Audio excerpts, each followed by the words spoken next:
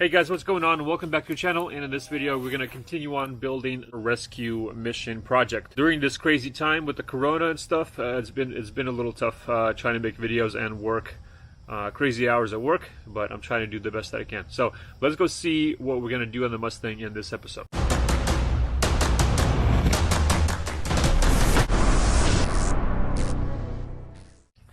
So I'm actually going to go ahead and remove the complete exhaust, disconnect it from the back and get that removed.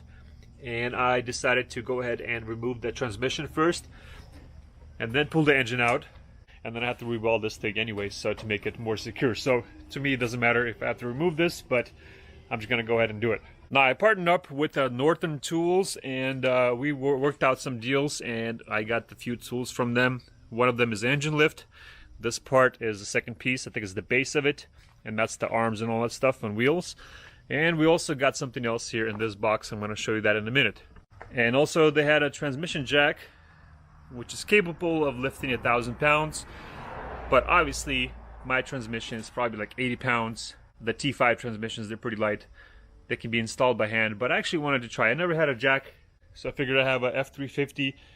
Maybe eventually I'll need to remove that to change a clutch or whatever, and then eventually I will have Ram 2500 or 3500.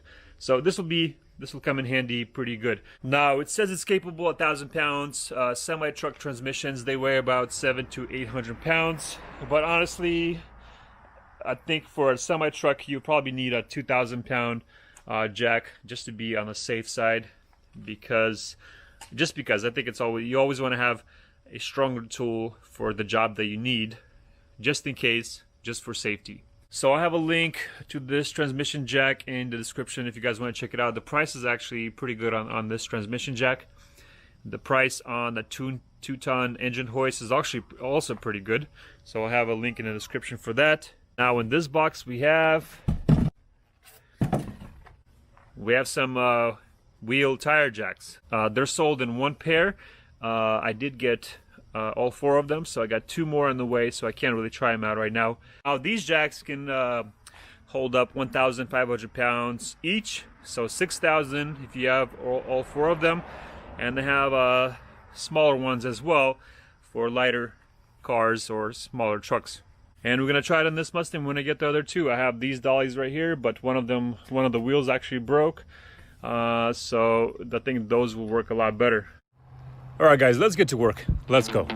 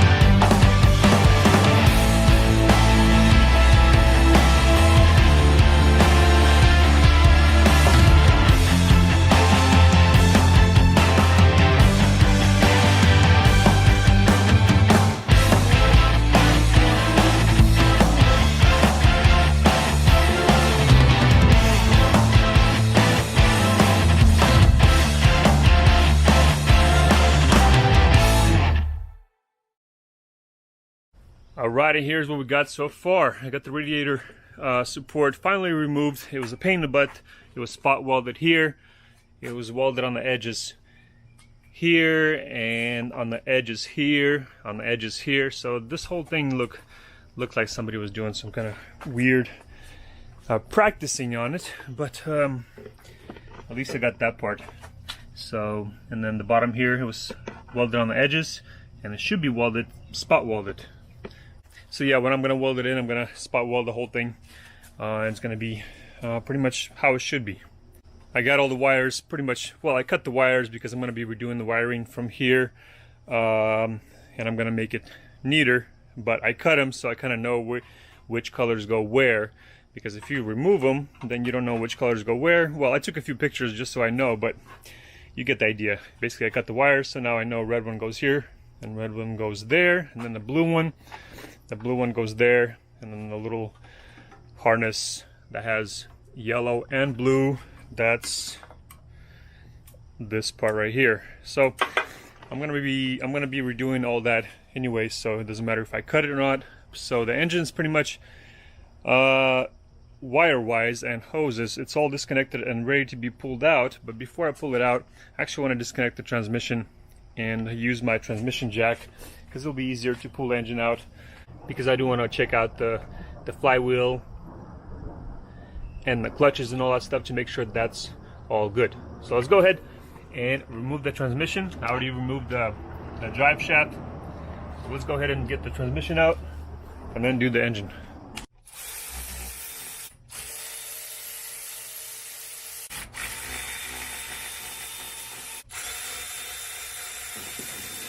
All right, now we're gonna put our jack on here.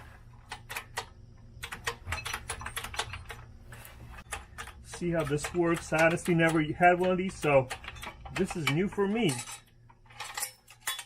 I know the chain goes over, but it's okay.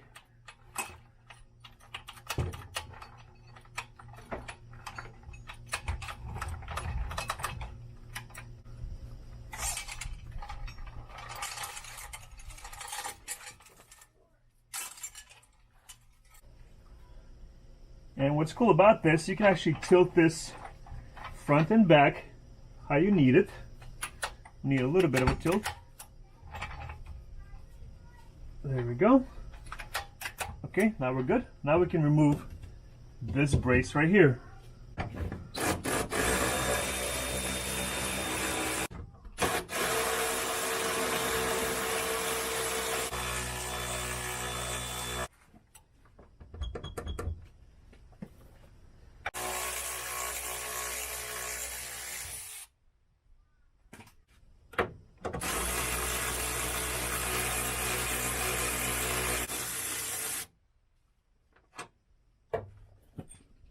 Alright, now let's go ahead and drop it a little bit. There we go. We got a little bit of a drop.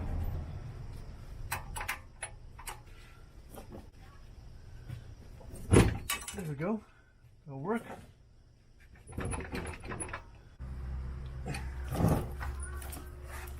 Let's pull and drop. Pull and drop. There we go.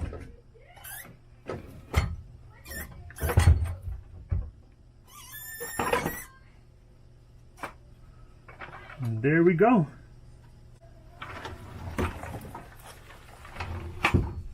But I got this part.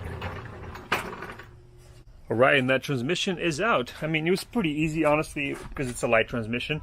But if I was to do it again, I would probably maybe remove this brace first and just kind of support the rear shaft part so it's not dropping. But once you remove this, then it'll be easier to kind of center it better, because this was kind of in the way to get it back more. So, but yep, transmission's out, so that's good. We're gonna clean it up, make sure everything's good. And I did drain the oil out of it. All right, so transmission is out. All this stuff is out. Now the only thing we have to do is disconnect the clutch and pull the engine out. That's pretty much it. Two more bolts on the engine mounts, and let's yank this out. All right, let's get this done.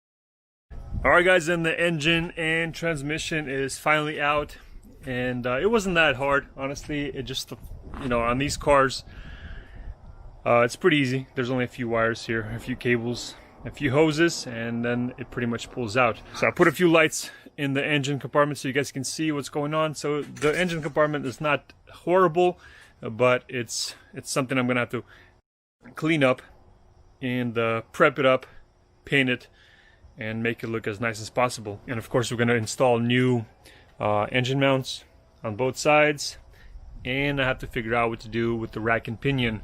I'm going to see if I can make it I'm going to see if I can get a better angle on it, because that's a pretty weird angle and it binds up. So what they did here, it's a little weird, and because I'm going to remove the stock engine mount plates right here, I'm gonna have a little more room here to work with. So if I can get this to go at a different angle and lower, which means I'm gonna have to redesign the brackets right here on the corners, on the edges where the rack and pinion is mounted, but I think it's possible. I think we can make it happen so the engine clears it, and I'll be able to move the engine forward just a tiny bit, not too much, because I'm not gonna have clearance between the radiator and the fan and the engine and pulleys and all that stuff. So I'm gonna see what I can work with here.